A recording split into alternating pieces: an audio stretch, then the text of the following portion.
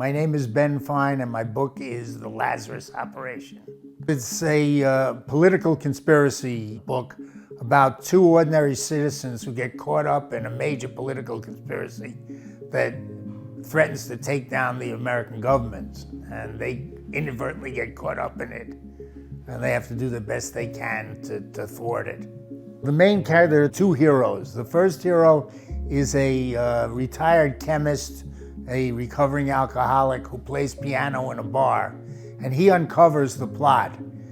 And he's completely helpless to do anything, although he knows about it.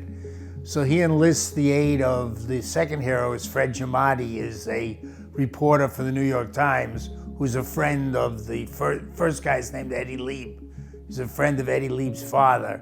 And Giamatti has a little bit more with the newspaper that he can attack the conspiracy. There's a lot of characters in the book, and I spent a lot of time to make them different and believable. And secondary characters involve an out-of-control president, out-of-control head of FEMA, and some right-wing ideologues. Chief Brown, who's the chief of police in Washington, and Al Seidenberg, who's the chief of detectives in New York. And I like the secondary characters too. So they became part of a new book. It's something I think that's very reasonable. I got it out of, there's a strange law that says if the president declares martial law, the director of FEMA becomes the de facto president. So the general gist of the plot is there's a right-wing religious group who infiltrates the federal government, and with the idea that their leader, who's the head of FEMA, will take over if there's a martial law situation.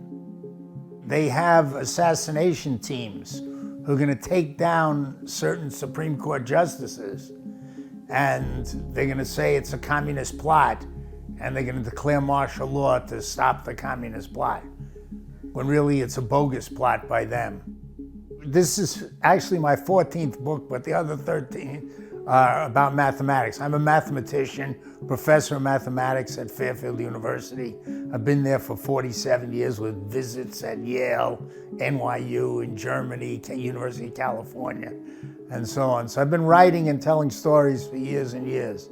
This was my first novel, and subsequently I published two other novels. One about pirates and one about a semi-comic book about a gynecologist from Westchester. I actually love film noir and detective stories, like Clancy, like Patterson, and like, what's his name, Kellerman. And I like those kind of stories, so I was drawn to this. I'm also drawn to movies, so I write as if I'm looking at a movie. But I'm not trying to make a political statement with it, just they happen to be the villains in this book. So I want it to be a page turner, that they read it and they keep going. I think that what makes the book, besides being exciting, this is a warning. It's a warning that this could happen. But the good part is that there are people who won't let it happen.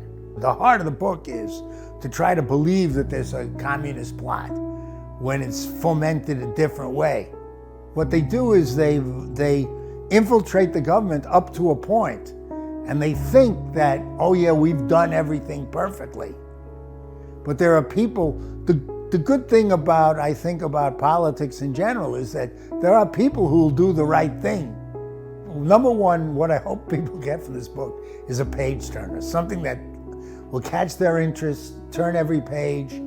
When they're finished, I want them to look at it and say, you know, that could happen. That was exciting. I'm glad that they broke the plot up, but that's scary because that could happen.